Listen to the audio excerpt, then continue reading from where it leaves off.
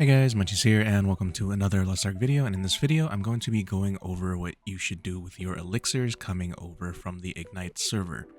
So the first thing I want to state is if you opened your boxes and haven't cut your elixirs yet on the Ignite servers, before you transfer it over, the elixirs that are in your bag, they are going to have a little fire icon on them, meaning you need to cut those before you transfer your character over to the legacy servers. If you have not opened the chest that they are in, they should not have the little flame icon on them and you will be fine. Now, I'm going to talk about these training elixirs. If you are brand new to the game, if you have this box of training elixirs and you didn't delete it or do anything crazy, they are a great tool to help you learn how to do the elixirs. They mimic the old epic elixirs that we used to have, but they are a perfectly okay tool to kind of familiarize yourself with the flow of making an elixir. In my opinion, legendary elixirs are easier to cut and make rather than the epic elixirs. So if you can kind of get a grasp on them while practicing with these, they are perfectly okay. You don't get to use these or anything, so once you feel that you're comfortable cutting a real elixir, you can move on from there and you can start cutting your elixirs. But the main goal for those of you who are coming over or making a new character, what have you, when you get the preset elixirs that they give you, it's like a really okay, decent set. But the things that they give you that you need to change are your gloves and your headpiece.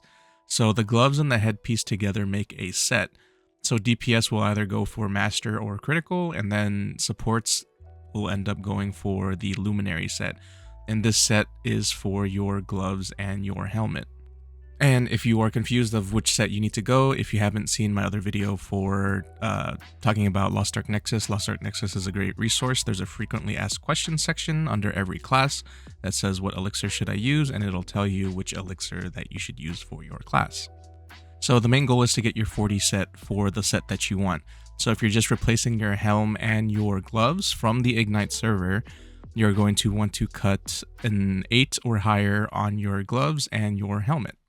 And what this is in reference to, if you look at this freeze frame here, on the right hand side, you'll see the boxes and you'll see the numbers on them, like 1, 2, 3, 4, and then legendary elixirs will have a 5. And basically, the two lines that you get at the very end, you add those totals up together, not each individual one. So say you get a 3 on the bottom one and then a 5 in the top one, that'll be a total of 8 on that slot. Now, elixirs are very, very hard to teach somebody how to do. You can literally spend like an hour talking about how to cut an elixir. The best thing that I would advise to follow and to learn from is a Google Doc that was put up.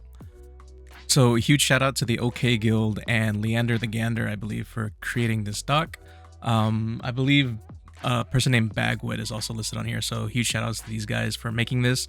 This is an extremely helpful thing for people. I'll go ahead and leave a link to it in the description below, but this is what it looks like.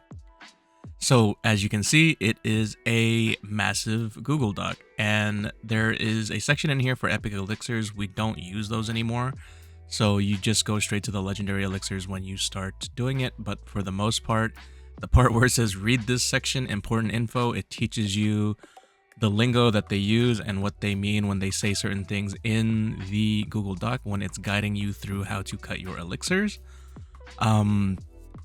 There is a lot of stuff in here to learn. I highly recommend that at least when you read and understand this, at least understand about, at least like half of it before you actually go into it and start doing it. And maybe you can start filling in the rest of like how to do it by actually cutting the elixirs. But I highly recommend learning this. And this is one of the reasons why people hate elixirs, because of all these scenarios that can pop up. And this is the only thing that I have found that kind of takes, I want to say like more than 90% of the scenarios that you can get, if not all of them. And it kind of guides you through how to do it and how to go for resets and whatnot. I didn't have this when I started doing it, so I had to learn it the horrible way, which was using your own gold and everything. This was before they had silver. So having this is like a huge help for anyone who actually wants to like learn how to do elixirs. They go over everything. They tell you who they refer to. Even they're like, okay, this is Killmonger, this is old guy, and this is Grandma. So throughout this whole thing, that's what they'll refer to them as, right? So they go through and they tell you legitimately like everything that you need to know about cutting an elixir. And once you've kind of read and understand, you can go here where it says go here for legendary elixirs, and it'll kind of guide you through. And this is what I meant by at least learn half of it. So they start using their lingo when you're doing this. It'll tell you like start here for legendary elixirs, and then it said this step should not have any pity timer yet. So they explain what a pity timer is and everything. It says take whatever option is best, blah blah blah, and then like they use their lingo throughout this whole Google Doc. So that's what I meant by at least learn the lingo from here, when I meant like learn at least half of this. But it explains very well how to do the elixirs, and if you follow this after you've learned the lingos, you should have some form of success in cutting your elixirs. The worst thing about elixirs and what everybody hates is no matter how good that you can cut the elixirs, there's a very, very heavy RNG factor to them, and nobody likes the system. So until they change it more, this is what we're stuck with, unfortunately. And I hate to say it, but this is something that you have to get done. And once it's done, you don't have to look at it anymore, which is the only good part of it.